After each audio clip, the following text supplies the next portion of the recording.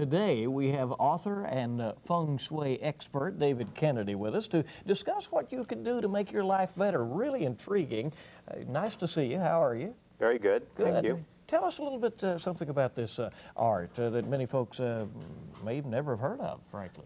Feng Shui is the idea that your environment is having a really profound impact on many areas of your life, including your health, your relationships and marriage, even your income is influenced by how your environment is arranged. So Feng Shui wants to increase and improve that. You mean something as simple as how your house is arranged, or your office, or? The placement of furniture in your house and office, the colors, whether or not the entrance is open or blocked, even the placement of the house on the lot can have to do with how well your family does over time. Wow. How much of a difference can it make? What have you seen with people? Well, I'm the first example. I got a raise and a 50% increase in income after doing Feng Shui, so I thought it was time to tell some others, and I have many client stories of people that have had dramatic improvements in their lives after applying this. Well, what really is the goal of what do you gave us some broad parameters, but what does it mean? Move your couch around? Is it that simple? It can be. The goal of Feng Shui is to have a good flow of energy in the environment. For example, the front door is the key point of any place, and that's where people come in, that's symbolically where the money comes in, and so on. And many people have what's called a blocked front door. Like if you walk right in, you'd run into the couch.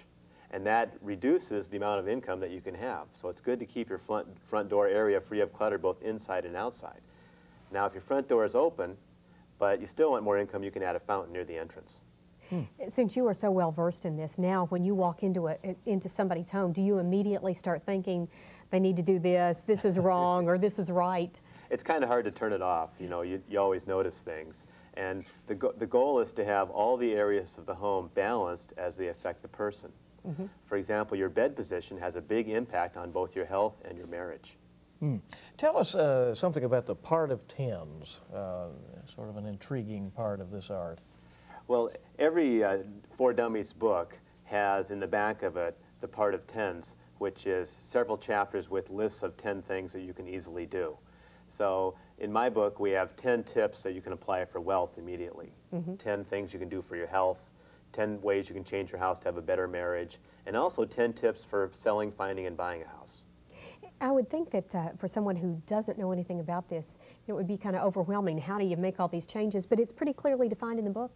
Exactly. I've provided step-by-step recipes, so to speak, where you can decide which area of your life you want to change, and then you can start making those changes straightforwardly. David, I would tell you as you said, some of the changes are a lot easier than others. You can't very well move your house around on your lot, but you might be able to move something around inside your home, right? I mean, exactly. The really hard things are moving and remodeling, so I've avoided suggesting that, and I'm talking about adding things like plants, mirrors, and lights in the right positions can really increase the energy. For example, if the living room is too dark, the residents of the house tend to be depressed. So it's very simple to add lights. You can just put lamps in.